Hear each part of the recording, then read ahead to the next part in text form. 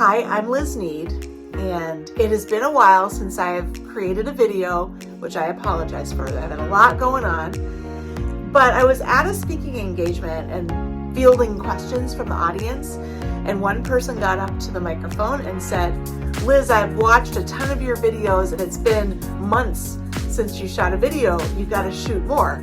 And so I took that on as a challenge, and I'm here. I had to get a new ring light, and one of the camera lenses on my iPhone was broken.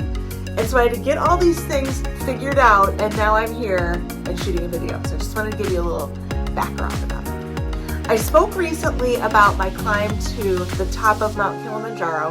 I love speaking about it because even though it happened almost a decade ago, it's so much fun to relive the lessons that I learned and the experience that I had climbing the mountain. But there's one lesson that never left me, and I use it every day, especially since my heart incident. And that is that you can only take one step.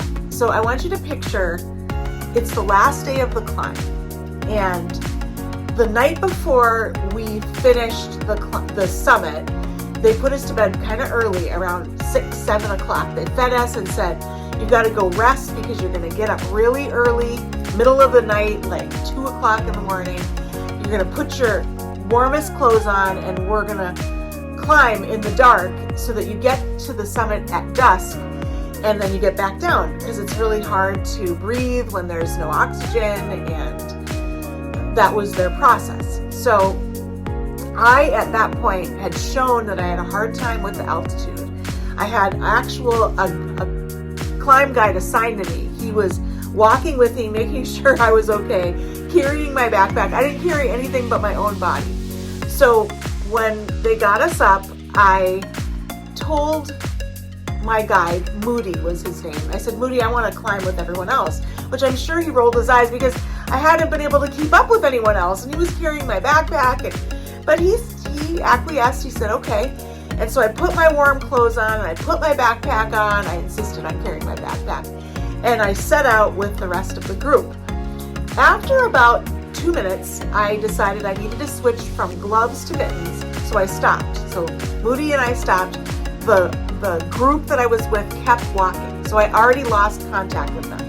I switched from gloves to mittens, and now it was just Moody and I, alone. And there's nothing more lonely than the middle of the night on the side of a mountain at 15,000 feet. So it's just me and my climb guide, and we're walking. And here's what happened.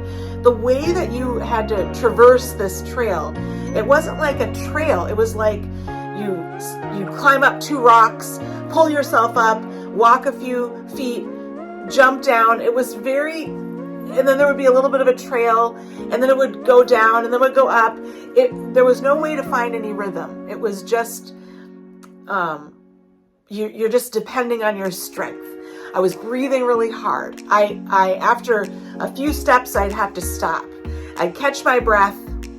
Moody would put my backpack down, and he'd try to encourage me, and I was overwhelmed. It was the hardest thing I'd ever done. I love to work out, but this was an overwhelming process. You know, I'd flown to Africa. I was 5 days into this climb. This was it. This is what I came for. I came to summit the mountain. That was supposed to happen within a few hours, and then we would trek back down and celebrate. And I could tell that this was going to be an effort to get to the top. I started rewriting my presentation. I almost made it to the top. I almost made it to the top. What I learned from failure. I really thought, how do I get off this thing? Like I just thought I wasn't going to make it. And so I had a divine moment. This is when God spoke to me. I heard the voice of God. And it was kind of like a cartoon, like a big rock dropped into my brain and pushed my thoughts aside, and I could just hear this one voice, and it wasn't my voice, it was a divine voice that said, Liz, look around. Look around. You didn't create any of this. This is not your doing. And I looked around, I saw more stars than I'd ever seen in the sky. You couldn't see the mountain yet. It wasn't light enough, but I could see a vast void. Like it was just on and on and on. And I just felt like I was gonna have to climb forever. So the voice said, Liz, look around. You didn't create this. You need to focus on what you can control, the next step. Like stop trying to take 20 steps, just take one. Because every time I took a step, I thought, I'm never going to be able to make it. How am I going to get to the top? I can barely go this far. I can barely take one step. How am I going to take 20? And it was so discouraging. So I said, okay, I'm just going to take, when you hear the voice of God, you listen. So I said, I'm just going to take a step. And then when I'm done with that step, I'll take another step. And here's what happened. So the first 10 minutes felt like 5 hours. I mean, that was part of the problem that I thought, if it's like this for 5 hours, how am I going to do it? But the next 5 hours felt like 10 minutes because all I did was focus on what I could control. And that was how my foot was going to take the next step. And when I was done with that step, I tackled the step after that. And I took rests when I had to. I ate when I had to. I sang, I talked, whatever I could do with the energy that was present in that moment. That's all I did. And it was the most amazing thing. I'll never forget, there was a point that you reached where then there was 45 minutes left. And that point was called Stella's Point. So I hauled myself over. I'll never forget this. I hauled myself over this last rock and I stepped up and headed towards Stella's Point. And the best thing ever was waiting for me, which was my climb group. They had waited for me. I was quite a bit back from them, but they took a rest and had their snack, prepared for the final summit, and waited for me because they wanted me to be part of that final climb. So I'll never forget that. And when I get overwhelmed, which I often do, I'm in the middle of recovering from a brain injury. It's the slowest healing I've ever experienced. And when I get overwhelmed and when I get discouraged, I think I don't have to accomplish all the healing today.